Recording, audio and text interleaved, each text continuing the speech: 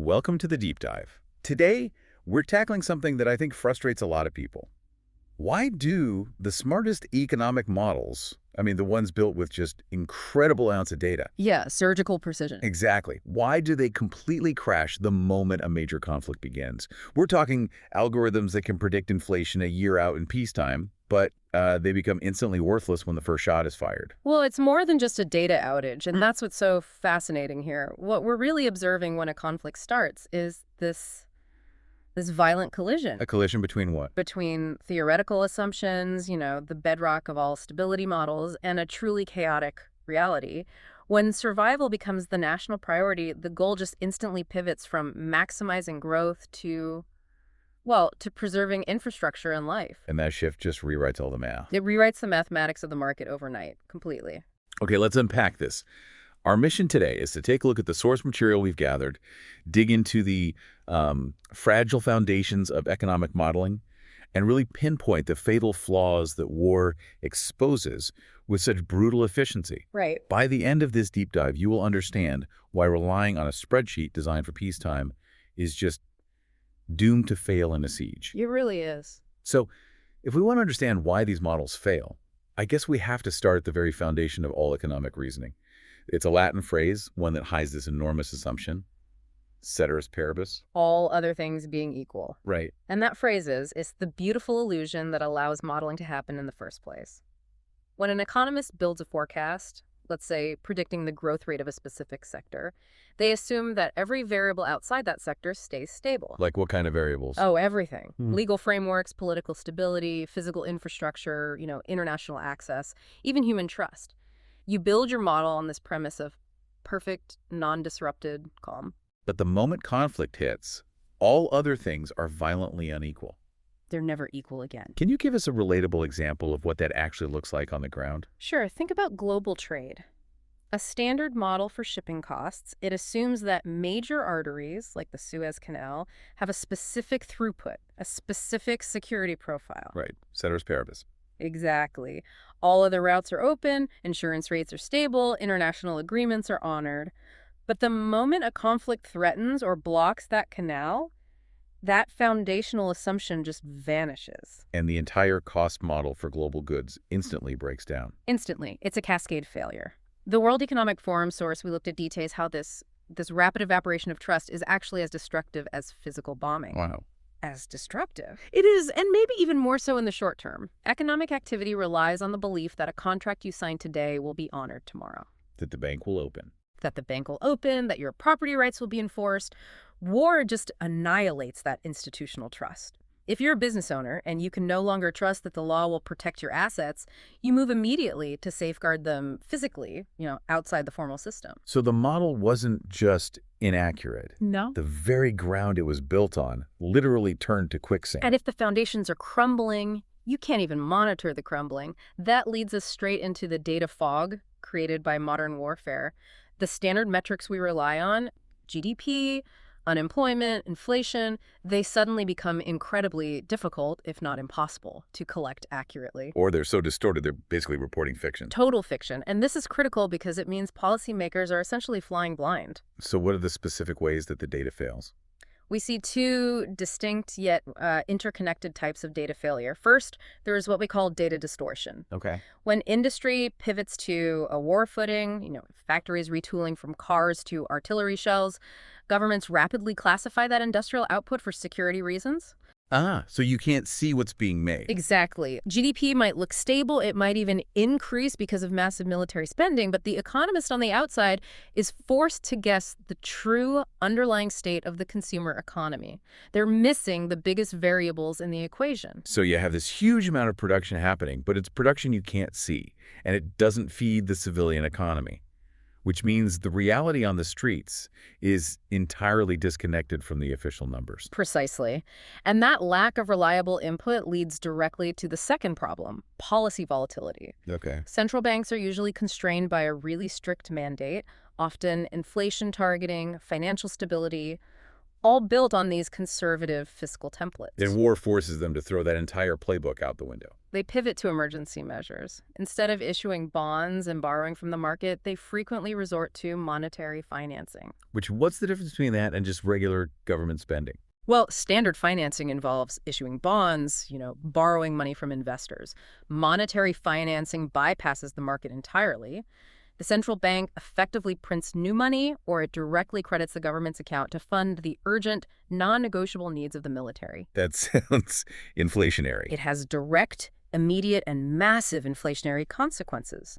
And importantly, the models that were built on the old, stable rules cannot possibly capture this. If the rules of the central bank change overnight, no model built on the old rules can function. We've talked about structural collapse and beta failure, but I think the ultimate failure isn't really in the math, it's in the psychology. It's the breakdown of the rational actor theory, this idea that people are logical economic agents, always maximizing their utility based on clear market incentives. The rational actor saves when interest rates are favorable, invests when profits are likely, always seeks the highest return. That actor is logical, predictable, and crucially measurable. But what happens when safety replaces profit? When the goal shifts from getting the best return on your savings to, I don't know, making sure your family makes it through the week? The rational actor vanishes, and the human being who is facing real trauma takes over. The primary goal instantly shifts to physical safety. Effie Ben-Malek's research describes this as a profound and irrational transformation in behavior. But hold on, isn't maximizing survival just a different form of rationality? I mean, doesn't survival become the new utility function, even if it breaks the old market models? That's a fascinating way to frame it. And yes, from a purely human standpoint, their actions are completely rational. But they are irrational in the context of the market model. Okay, I see. Take the flight to liquidity. This is when households rush to hoard physical cash or gold or even tradable goods. They do this even when high-interest government bonds or foreign digital currencies might offer a mathematically superior return. They prefer the physical to the theoretical. Exactly. They choose the utility of bartering for safety over the utility of market returns. Because physical cash, or a gold coin, provides immediate, undisputed liquidity that you can exchange for food, or for passage, or shelter when the digital banking system might be offline, or frozen, or captured. Right. In a stable market, this behavior makes no sense. In a conflict zone, it is the definition of personal financial security. The individual isn't responding to the interest rate set by the central bank. They're responding to the sound of artillery fire. And this must create huge policy problems. If the central bank tries to hike interest rates to curb inflation, but people are just hoarding gold and trading cigarettes anyway. That high rate only punishes the few people still using the formal, legitimate banking system. It creates a vicious cycle. The policy becomes counterproductive, it widens the economic divide, and it accelerates the flight into the informal economy. The psychological state has moved beyond the reach of traditional policy. History is just littered with examples of this, where models built on peace and rationality were instantly proven wrong. Let's look at 3 of those moments where these rigid models met a chaotic reality. The earliest, and maybe the most famous, is the 1914 paradox. Before the First World War, there was this widespread, really firm belief among leading Western economists that a major European war was economically impossible. They modeled themselves into a belief of peace. Why were they so certain about that? Their certainty was based on the massive interconnectedness of global finance and trade. European nations were so entangled in interlocking debt, cross-border investments. The argument was, if nation A declares war on nation B, the immediate financial collapse of both would be so swift and so total that leaders just wouldn't dare start it. A kind of mutually assured financial destruction. That's a great way to put it. But it was a wonderful theory, instantly discarded when nationalism took over. The war happened anyway.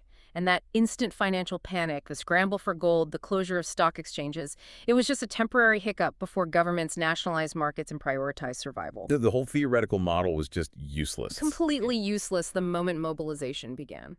Okay, so fast forward to the 1990s. We saw similar breakdown in the post-Soviet transitions.